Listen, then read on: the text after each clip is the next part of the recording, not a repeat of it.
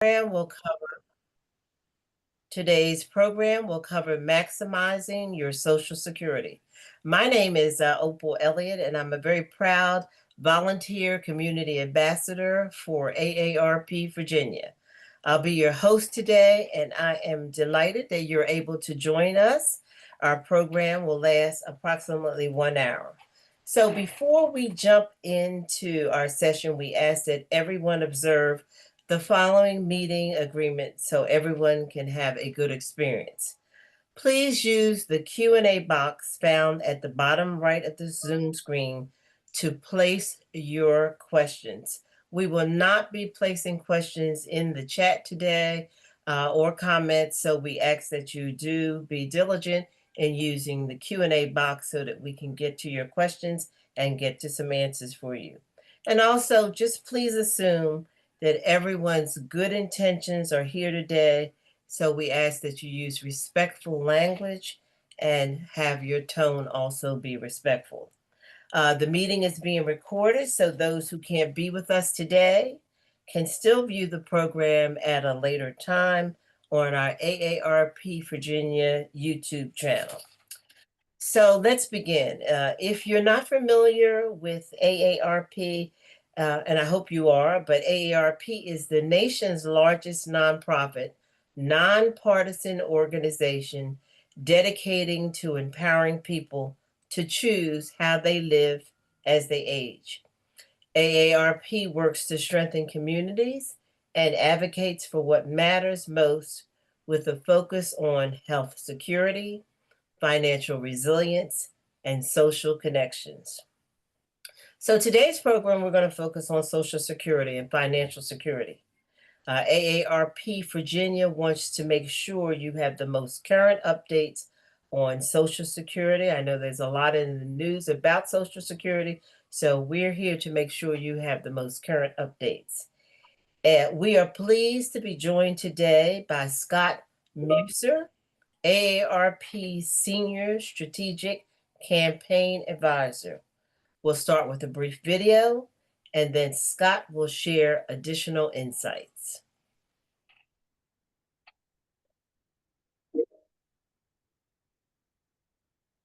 This year, Social Security turns 90. Here at AARP, we are honoring this milestone and doubling down on our fight to protect Social Security for the next 90 years. It is part of our DNA. For decades, we fought cuts to the cost of living adjustment, pushed back against using Social Security to address budget deficits, and opposed efforts to privatize it. And we've long called for solutions to fix Social Security's inexcusably long wait times. Today, the stakes feel particularly high. AARP activists have sent 2 million emails and calls to Congress in the past few months, voicing their concerns about recent customer service changes. We've been actively demanding answers from leadership and lawmakers. It's been all hands on deck, and it's working. Harmful proposed changes have been modified or rolled back, but we continue to be vigilant. For 90 years, Social Security has never missed a payment, and AARP and our millions of members across the country are not about to let that happen now. Through decades of economic upheaval and social change, Social Security has kept millions of Americans out of poverty, Americans who earned it with every paycheck after a lifetime of hard work. AARP will do everything in our power to protect and strengthen Social Security for years to come, for generations to come. We know what Social Security means to all of us and why it matters more than ever.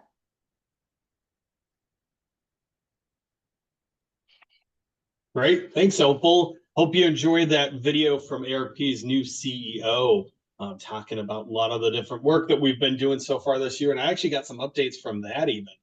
She mentioned in there 2 million emails and phone calls into Congress. We are now up to 4 million activists have taken engagement activities around Social Security this year. We know it's even more important with Social Security coming up on its 90th anniversary this summer. We're doing a lot of things to make sure we're celebrating that too. So while we're continuing to work in Congress to make sure that there's no changes or anything that's detrimental to the longevity of the program, we're also taking some time over the next couple months to celebrate the 90th anniversary, which is huge. and hoping that AARP can help celebrate the next 90 years of Social Security following that. But a few things going on. Like I said, we've been putting a lot of activity into Congress and the administration. We're on the Social Security Administration, making sure that these changes that might have impacted wait times and availability to go to offices isn't going to be something that people have to worry about. We're also gearing up for a big lobby day on the 25th of this month.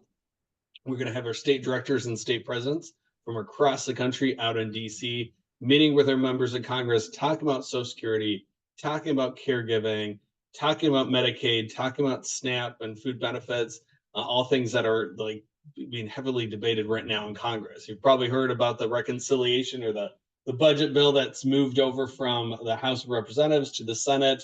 The Senate is expected to take action on that within the next month or so. So it'd be perfect timing for our folks to be out in DC. And we'll be calling on you all to help us continue to take action, talk to your members of Congress, continue to put the pressure on them to do the right stuff when it comes to making sure Social Security is there for a whole lot longer after the 90th anniversary this summer. So that's just a little bit of the updates there. We'll continue to keep you updated. We expect some changes on this reconciliation or budget bill. So we'll see what the Senate ends up doing. The Senate could change it dramatically or just make some minor changes and then send it back to the House for further action. So keep your eye out. We'll keep you informed and updated and all the occurrences that happens in between now and then. And thanks for having me on today. And I'm going to bounce it back over to Opal. Well, thank you so much, Scott, for that update. It's so important now that we know everything we can about Social Security and stay right on point with what is occurring. So now it's my pleasure to introduce our guest and AARP Social Security Program Manager, Jamie Lyell.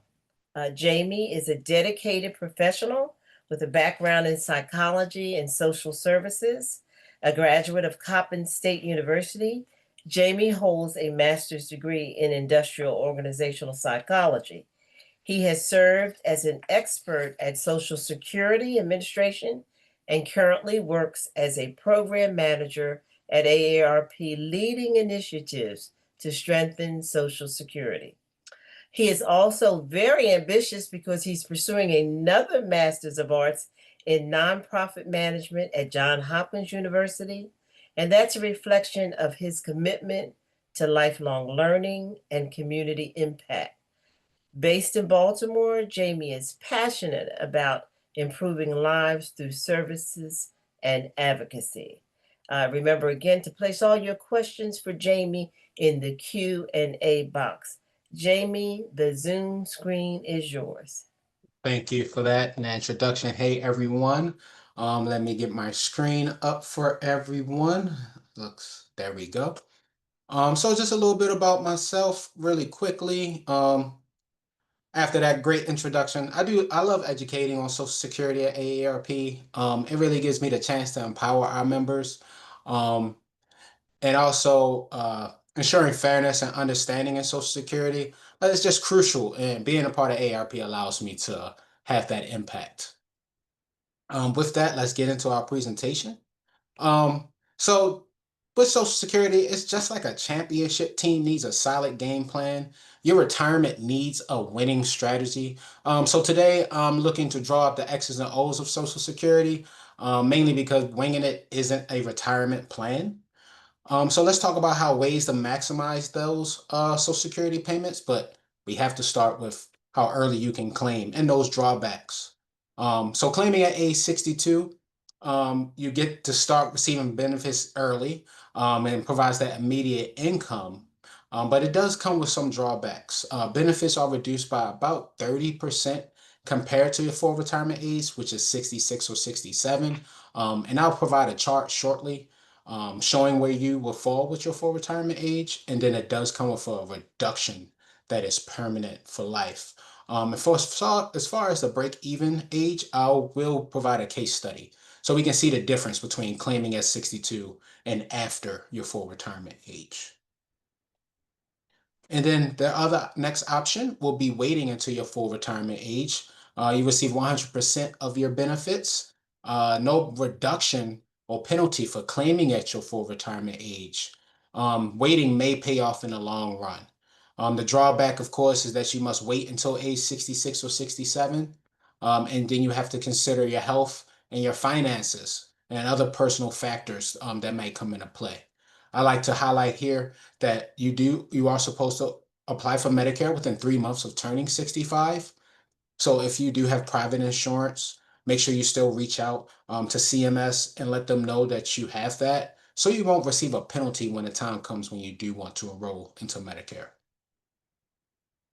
And then moving forward to delaying until age 70, um, maximizing those benefits, receiving up to almost 124 benefits by waiting until this age.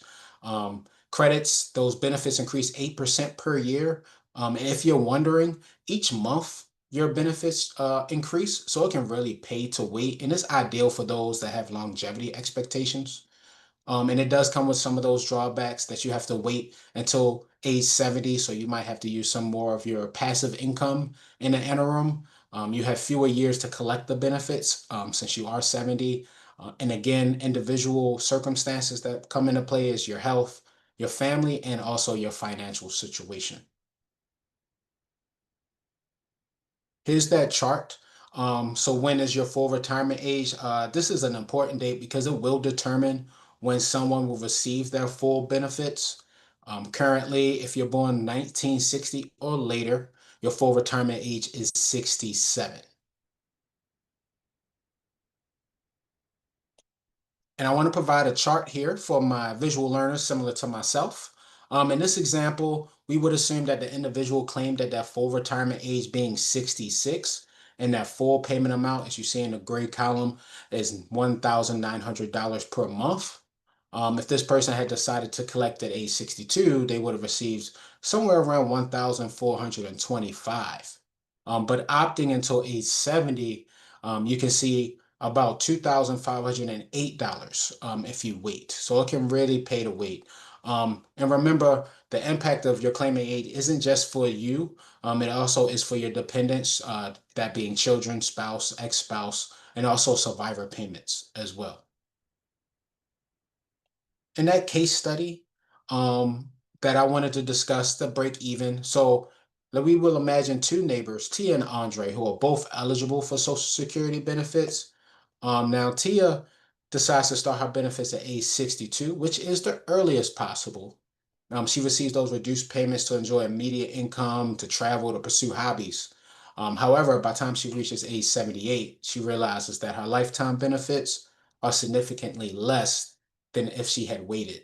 With Andre, on the other hand, he waited until age 70 to start his benefits. He receives larger payments due to the delayed retirement credits. Although he must use his savings in the interim, by age 78, he has received a higher monthly payment and his total benefits have surpassed Tia's, despite starting later at age 70. I also want to highlight this tool as we go through this presentation that you can possibly use if you have questions after this. Make sure you take a screenshot or whatever you will. Answers.aarp.org. You can use your questions answered tool to find your Social Security question. All right.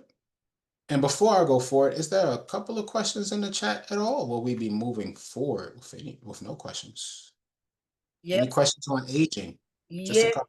there are a couple questions in the chat, uh, Jamie. And one is, if I take Social Security benefits at 66 years, 10 months, will I qualify for getting the full retirement age benefits? And I think we That touched on that. that's a great question. That will also depend on the year you were born. So I just want to highlight this chart. Again, so if you were born 1959, your full retirement age is 66 and 10 months. It does not have to be on your birthday. It can be the month that you turn your full retirement age.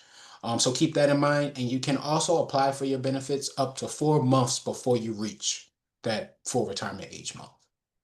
Great All question. righty, great. And I do ask you and encourage you to place all your questions again in the Q&A box. We will not be using the chat for questions, so I ask you to place your questions in the Q&A box. Thank you so much. Scott, you can go on. There's a long question, and I think we'll save that until a little later in your presentation. Okay, so yeah, I'll move forward. Thank you for that. Thanks for checking the Q&A. So let me just go quickly over family payments. This does cover children, spouse, survivors, and ex-spouse. Children payments of the retired, deceased, and disabled workers can collect in many cases Social Security payments on a parent's earning record. It does come with some qualifications and requirements. They have to be unmarried and under age 18 or 18 to 19 years old and a full-time student up to grade 12, or 18 or older, disabled prior to age 22. Okay, and spousal payments. 50% of the workers full retirement age, again, that's 66 or 67, that payment amount. You can only collect a higher payment, not both. So you can't double dip. Working spouse must be collecting those payments. So eligibility for these spousal payments, married for at least 1 year, be at least 62 years old, and any age, again, if you're caring for a child under 16 or a child with a disability. And we have to talk about ex-spouse as well. Wanted to make sure I highlight this in the presentation. This is comes up quite often. So married for at least 10 years, and that is a strict rule. 9 years and 11 months does not count. You can file at any time to be eligible for 50% of your ex-spouse's full retirement age payment. So whatever they will be receiving at age 62 or 67. And the ex-spouse is at least 62 and or receives their own Social Security payment. Eligibility for this, you have to at least be 62, have not been married, and you can collect, again, only the higher payment of either or. You cannot double dip. A little bit different for survivor payments. Now, this is 100% of the deceased eligible spouse's payment. Age 60 or 50 if disabled, but that does come with reduced payments for claiming early. Also, if you're caring for an eligible child or children, ex-spouses fall under survivor payments, and also dependent parents as well. Also, if you're already receiving spousal payments, Social Security will typically switch you to survivor payments automatically upon the spouse's death. Um, just to cross your T's and dot your I's, I always recommend to still send that death record of death to Social Security Administration directly, just in case if the funeral director doesn't get it or anything may happen. You can also call the 1-800 number here on your screen or visit a local SSA office. Please make an appointment so you're not there waiting for hours. There are some special circumstances. No length of marriage requirement if the death was accidental or occurred in the line of U.S. military duty. And remarrying before age 60, 50 if disabled affects eligibility, but you can actually get remarried after age 60 and it does not affect your eligibility. And then you can also claim spousal or survivor payments depending on which is higher, depending on your previous marriage or your new marriage. I do want to get into work duration and eligibility. Want to just stop quickly for maybe a question or two if I have any. Yes, we do have quite a few questions coming in. I'll take a Next, couple. yes, you'll take a couple of them, sure. My husband paid into Social Security for 50 years and died in 2020. I was affected by both GPO and WEP when turning 70 and having to apply. I only received a small payout based on my relatively smaller Social Security contributions. When the GPA and the WEP stopped, I did receive my own back pay, but I know that I would receive much more from my survivor's benefits. However, I was told that since I applied for my own because I could not apply, I was thinking she's saying for her husband's. How can I get this benefit switch if it's even possible? Thank you. That's a great question. And I'll make sure that in the next slide to talk about the WEP and GPO, for those that might be wondering.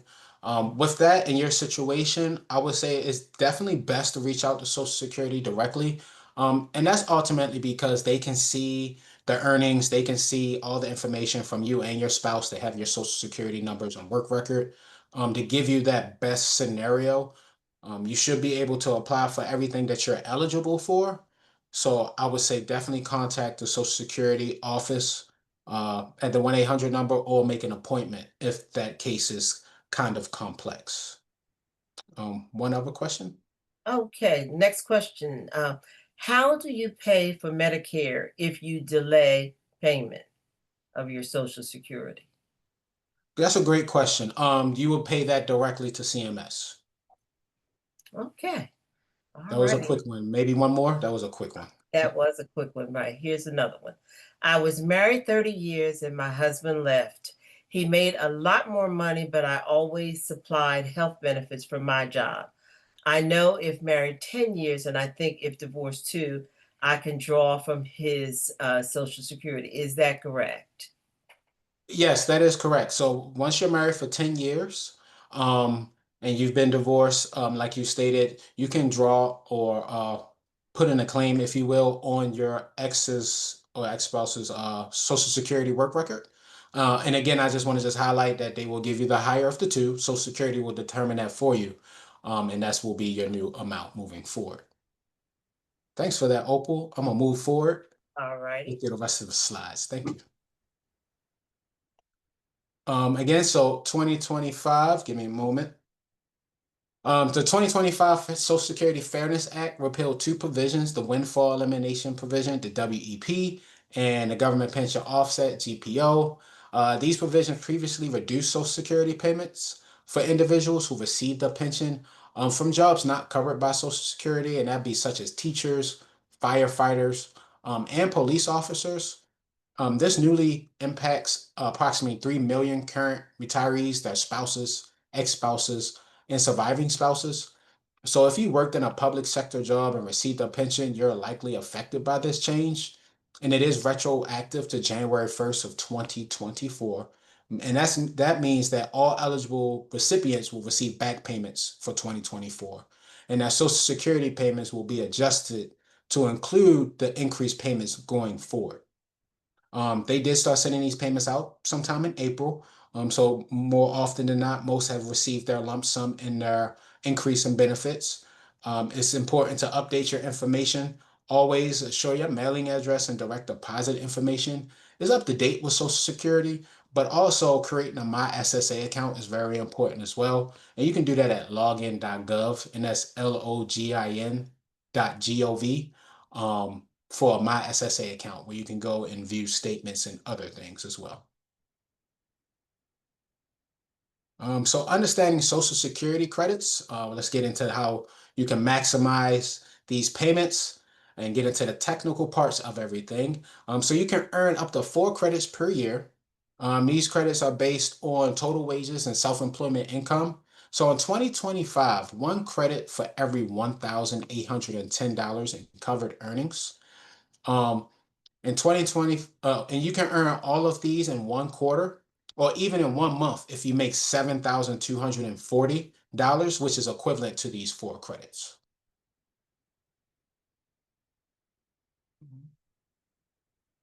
Zoom thing is in my way. Also, so let's talk about the 10-year rule, which goes into the next slide, also known as the 40 work credits rule. This requirement of 10 years of work, 40 credits for eligibility. And the eligibility is different for different benefits. So retirement, you need 40 credits.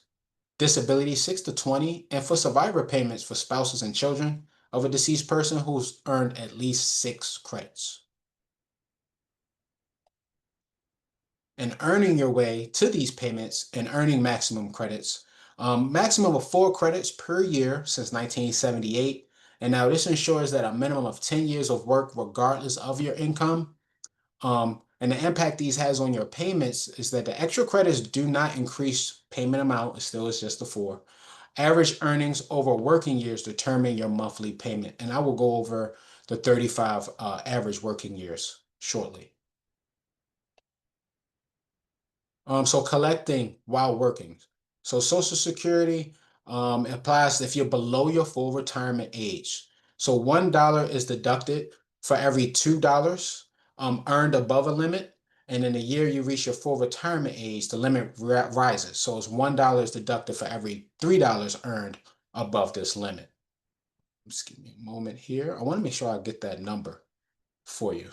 So in 2025, the Social Security earnings limit It's 23,400 for people who have not reached their full retirement age, and $62,160 for people who will reach their full retirement age during the year. So you pay these reductions before your full retirement age and the year you reach your full retirement age. If the month you reach your full retirement age, let's just say it's in July, once July 1st comes around, you are no longer subject to these reductions. Even if your birthday is July 25th. Once July comes, you can work as much as you want without having to worry about these reductions. Don't want to talk about work without talking about taxes on a federal level on your Social Security payments. And I do want to highlight that Virginia is not a state that taxes Social Security at a state level. Um, so taxable income up to 85% of payments may be taxable depending on your combined income.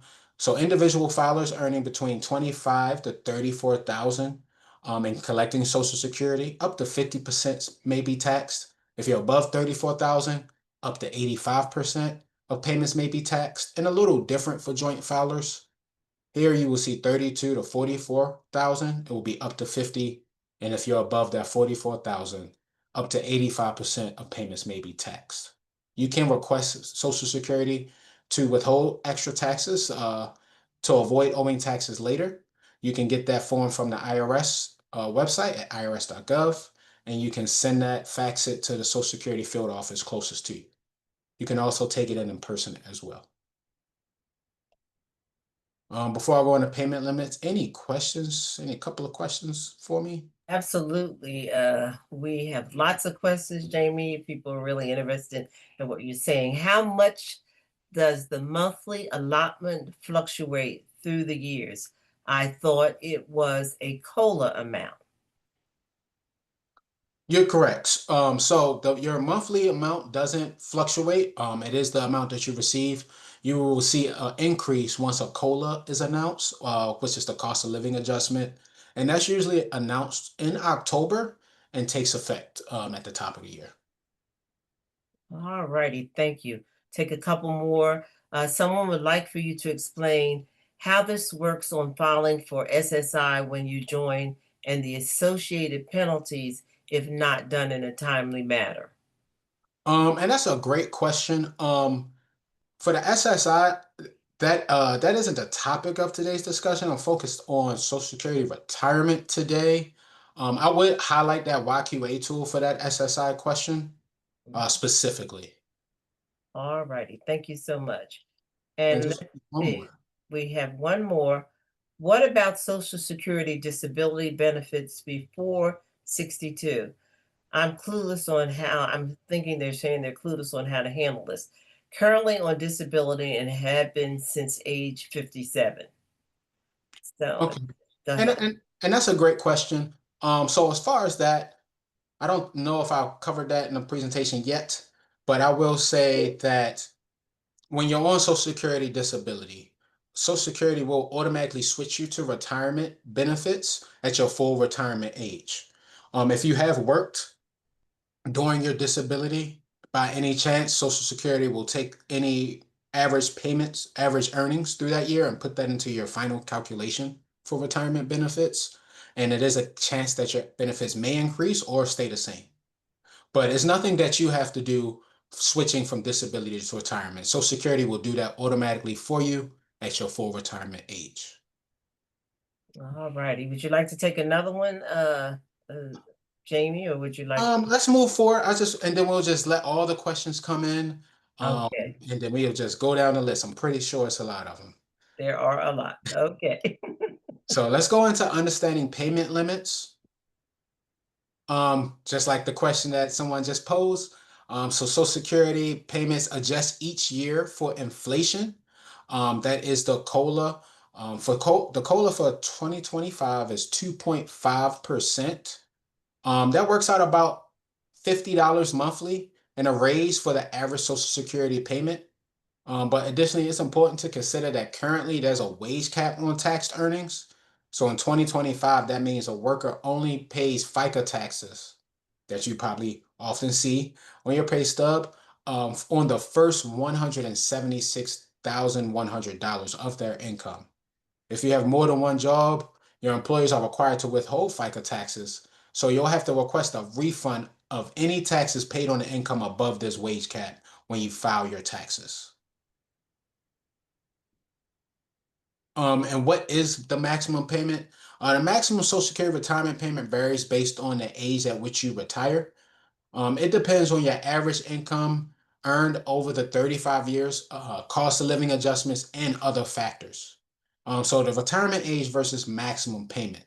If you retire at full retirement age in 2025, the maximum payment you can possibly receive is $4,018. Retiring at 62 this year will result in a maximum of $2,831, and opting for retirement at age 70 in 2025 can possibly yield a maximum benefit of $5,108. And this is if you reach the wage cap on average across your 35 years of working. This is the maximum possible. In calculating these maximum payments, some factors affecting maximum payments, again, we went over the full retirement age, and this varies depending on your birth year. Claiming payments early, such as 62, means less money, and then retiring at 70 maximizes your payments. 35 working years to receive the highest payout, so you want to work for at least 35 years, and earnings during these years impact your payments. The maximum taxable earnings. So each year, the Social Security Administration sets a limit on the earnings. So that cap that we went over, 2025 is $176,100 again. And this is set by Social Security each year. So to maximize your payments, you would delay retirement to age 70 if possible. Everyone cannot wait this long. Ensure maximum taxable earnings for at least 35 years. So that means reaching as close to this number or whatever number is set each year by Social Security. And you can also fill in the earning gaps and increase your income to optimize payments. So what I mean by that is if you started working at age 16, you are making nowhere near what you're making over at age 50 or later. Social Security will knock off that lower year from your earlier career and replace it with one of your higher paid years for the average of your 35. Jamie, can I just step in for 1 minute? We've noticed that a couple people are placing their questions in the chat, and we ask that you place your questions in the Q&A box. You'll stand a better chance of getting that question answered if it's in the Q&A box. We're not using the chat today for questions, so I thank you, and bear with us, but place that question in the chat and we'll get to you. Thank you. Thank you for that, Opal, for that reminder. Um, and you can also, it's ways to estimate your Social Security payment. You can open that My SSA account. Again, there it is on the screen, login.gov. Complete mail to SSA 7004 form. Oops, sorry about that. Or you can call the 1-800 number, that 1-800-772-1213. And Social Security does still mail out those statements for those age 60 and over if you do not have a My SSA account. Also, AARP has a Social Security calculator that you can use as well to estimate your benefits and spousal payments as well. Now, the future of Social Security, I know I get that question often. Congressional action is needed to secure Social Security, and AARP is fighting to protect your Social Security. According to the annual report released by the trustees, the trust fund does that the funds that act as a reserve for the program will be depleted somewhere around 2033. But there is a trustees report that we're waiting to hopefully come out this year with new news. But our population has changed. People are working and living longer. Consider that in 1950, there were approximately 16 workers contributing to FICA per person receiving payments. But that in 2035, that only will be 2.3 workers contributing to FICA per person receiving payments, which is a big difference. It's why we need to act now and secure Social Security. So that means that after the year of 2033, Social Security will be able to pay about 80% of their payments of recipients that are scheduled to receive. So policymakers will have to act to address future payment shortfalls. And the longer they wait, the harder the choices become. I would like to highlight AARP as a nonprofit, nonpartisan organization.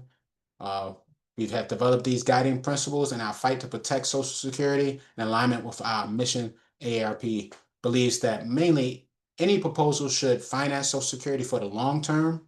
Social Security should continue to provide a stable foundation for retirement income for workers, families, and those affected by death or disability.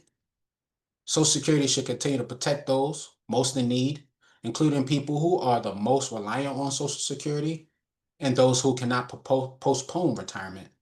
And any proposal should continue to reward work by ensuring that all covered workers contribute equitably and receive payments based on their earnings, and ensure that workers' payments are clearly defined and cannot be outlived and protected against inflation.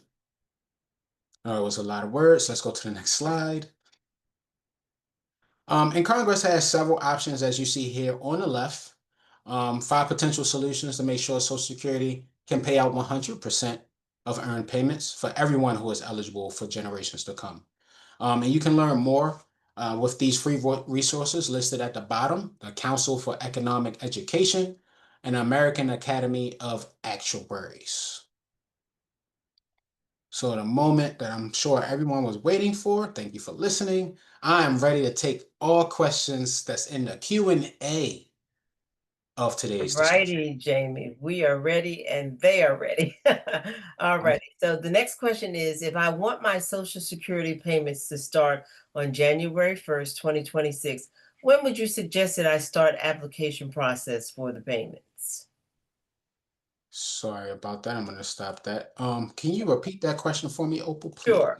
If I want my Social Security benefits to start on January 1st, 2026, when would you suggest that I start the application process for payments? I would say start the process 4 months prior to January 1st.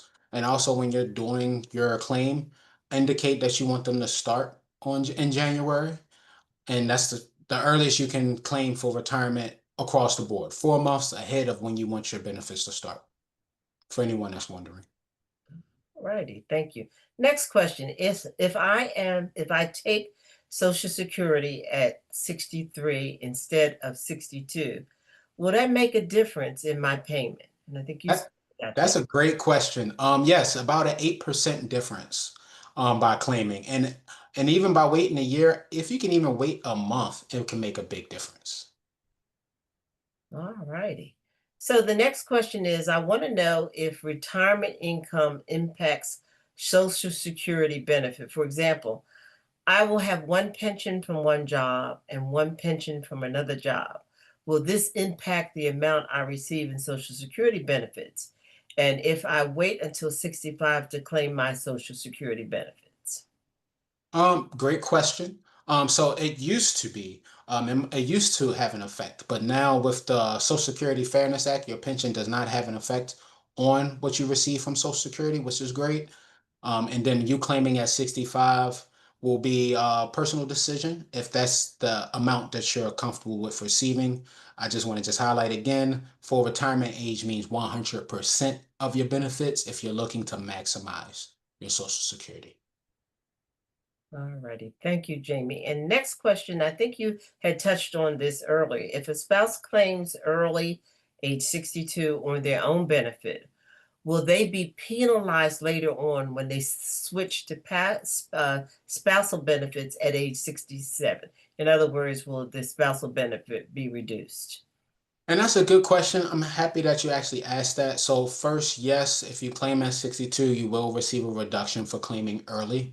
Also, this is a little rule that Social Security changed, which is called the deemed filing rule. So when you apply for your benefits, you are applying for the spousal benefit as well. You can no longer wait and then claim spousal benefits. So when you apply for both you're applying for both benefits at that time. So keep that in mind when you do decide when to claim. Thank you. This is the next good question. If I'm a homemaker who has never worked, am I eligible for the working spouse's Social Security benefits? Great question. And yes, you can claim on your working spouse's record even if you have not worked yourself. It will be based off of their 35 average income across those years. All righty. Okay, from Anonymous, they want to know if they take their benefits starting at 66 and they're still working, how does their salary to that point affect them? Would it make sense to stop working, let's say 12/31, the end of the year of the previous year, to, or going on or continue ongoing salary calculation versus filing date? I'm not sure. Um, So if I'm understanding the question correctly, if you're 66, you're receiving Social Security benefits, but you're still working, Mhm. the effect that it will have on you is that Social Security takes your earnings every year from the IRS directly, nothing that you have to do. What they will do is they do a calculation to see if your average needs to change. But if you're at your full retirement age, if 66 is your full retirement age, keep in mind also that you won't have to see reductions that one of every $3 over that limit that we discussed previously.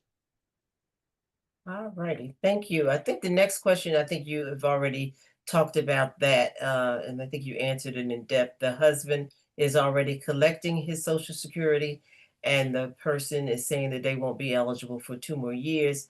When she starts collecting Social Security, can her husband apply to receive the larger amount since she makes more money? And I think you touched on that several times. Yeah, we did. We did touch on that quite often. That is something that you can look at if I'm following the question correctly.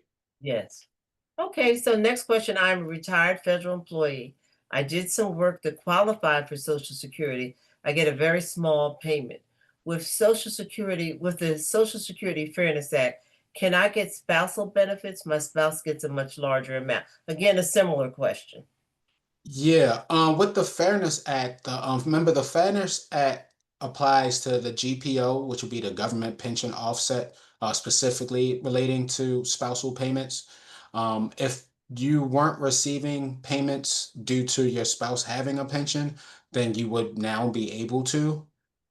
Um, and I'm trying to remember the rest of the question, but basically, yes, you can, once you reach age 62, you can receive and you can apply for spousal payments.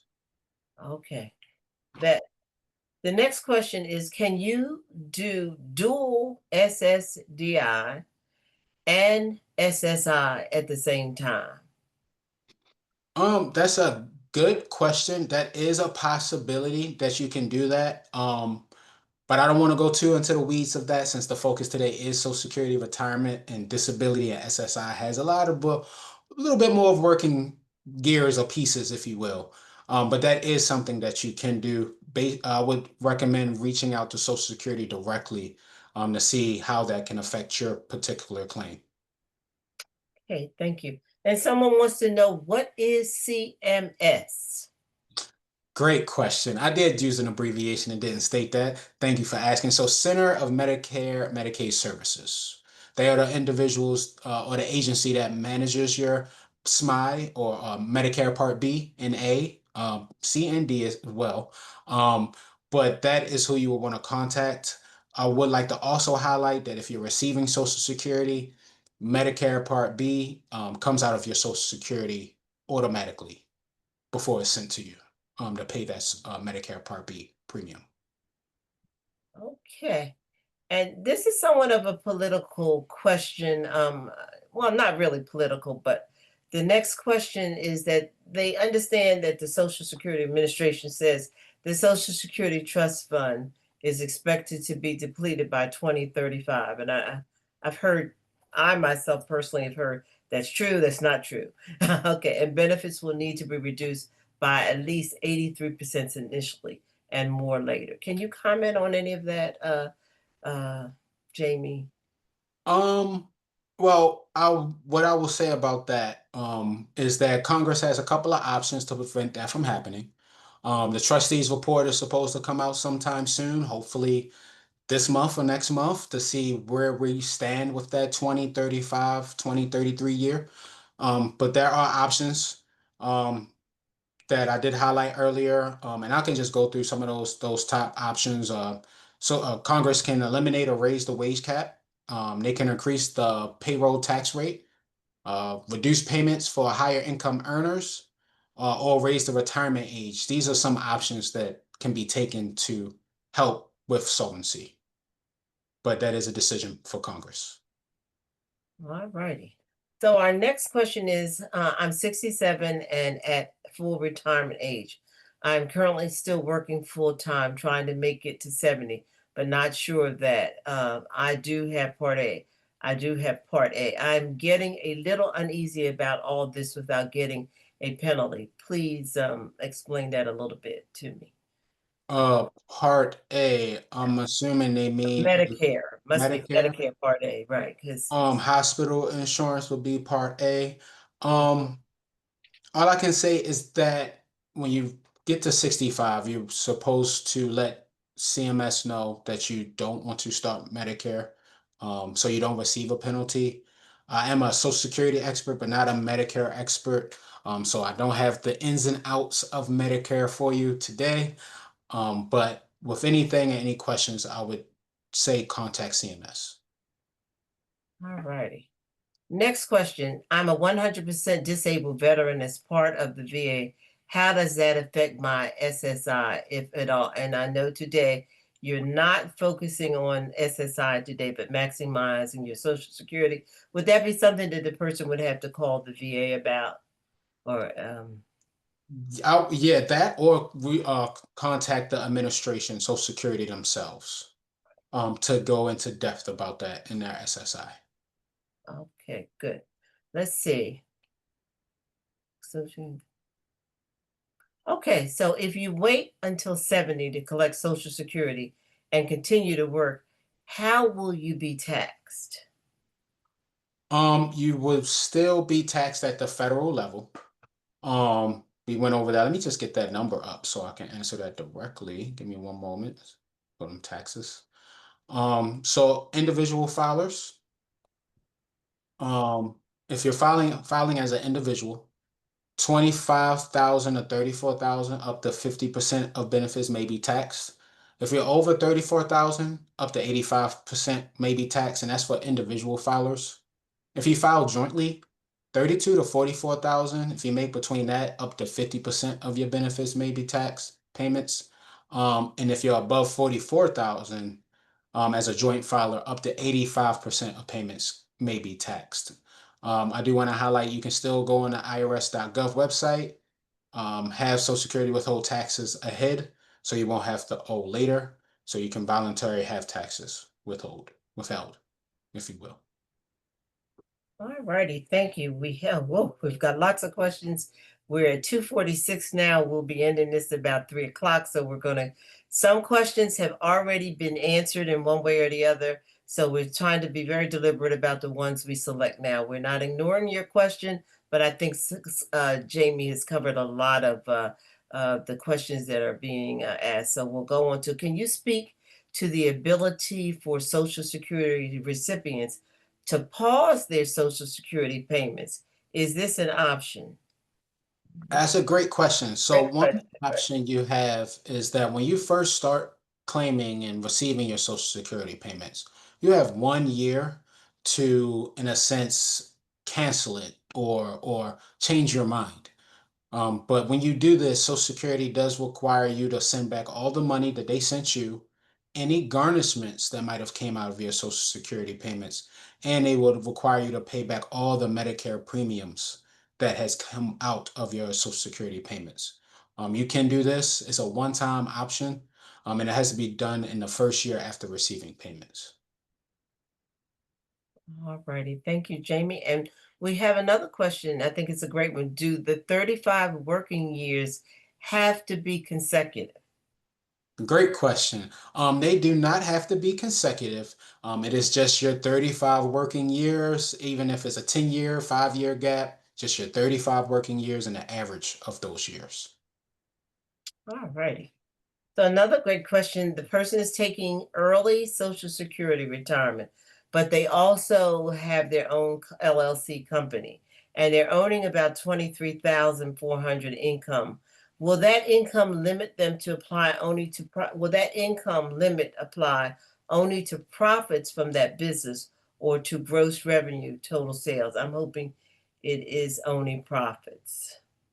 I'm not sure Um, that is. that would be off of I would want to say profits, but I would say I would want you to reach out to like your CPA or your tax professional just to make sure.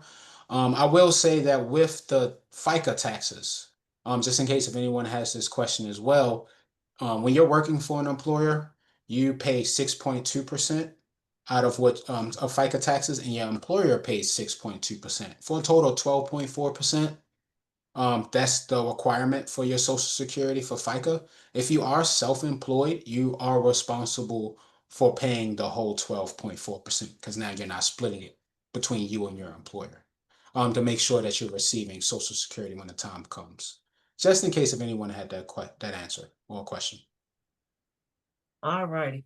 There's another question the person has asked, can they get benefits by 66, even if they did not meet enough credits? And I think you spoke about you have to have a certain number of credits. You do have to have a certain amount of credits. I will reach out to Social Security directly if you don't have enough credits. There are certain special circumstances that Social Security will allow you to still claim at a lower amount.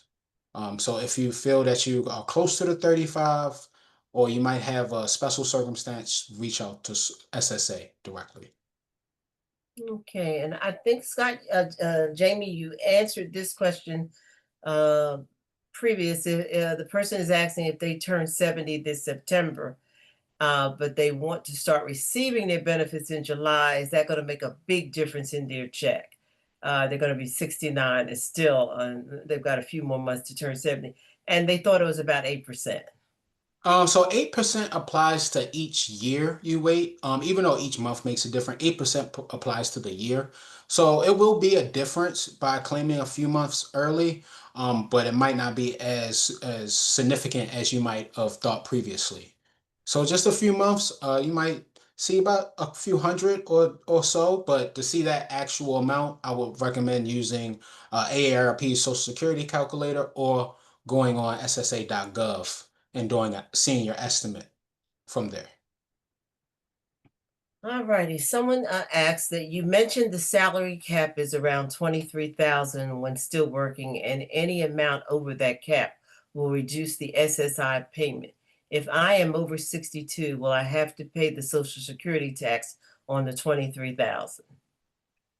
Yes, you will have to pay the Social Security tax. I'm trying to pull that up just for the direct number. Give me a moment. But yes, you will have to pay, and that's $1 is deducted for every $2 earned above that limit.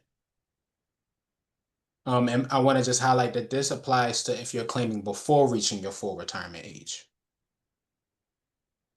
All righty. This is an interesting question. They were unemployed during COVID in 2020 to 2021, as many people were, they said. Does SSI consider deleting these COVID years? Well, we're not talking about SSI today, but I I would suspect that they wouldn't delete those COVID years, but I'm not an expert either. And should they go back to Social Security and ask that question? Yes, I would reach out to them for that specific situation. And I do want to highlight because I didn't see the question as of yet. But I want to just make sure because with everything with the field offices and everything going on, there are some pros to going into a field office versus doing things online. Some of those things are like personal assistance. So it's helpful to go if you have appeals or a complex case, or if you're unsure of what to do. That is probably something that will prompt a reason to go into a field office.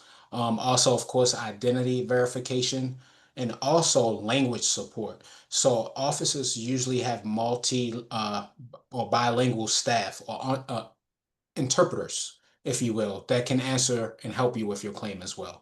So I did want to just highlight what are some reasons to go into a field office. All righty. And before we take a few more questions, several people have asked about whether or not they'll be able to see this recording again. Yes, if you go to our AARP Virginia YouTube channel, and I think that's been a teacher has put that in the chat, you'll be able to view the presentation again and stop it and start it when you want to see how these questions apply to you.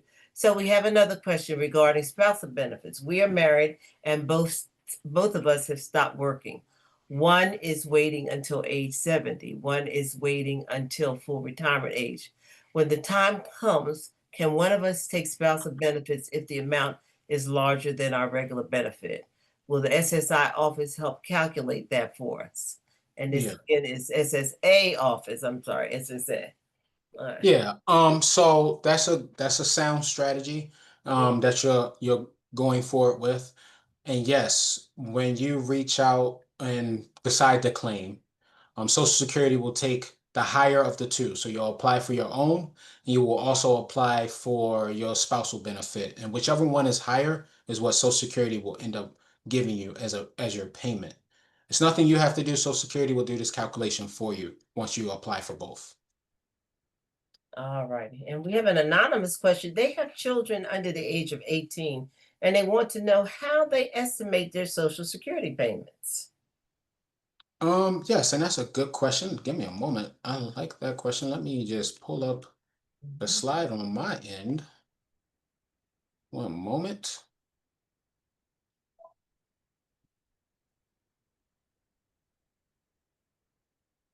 So the total depends on a payment amount of the number of family members who also qualify on the record. So what you receive is your primary insurance amount.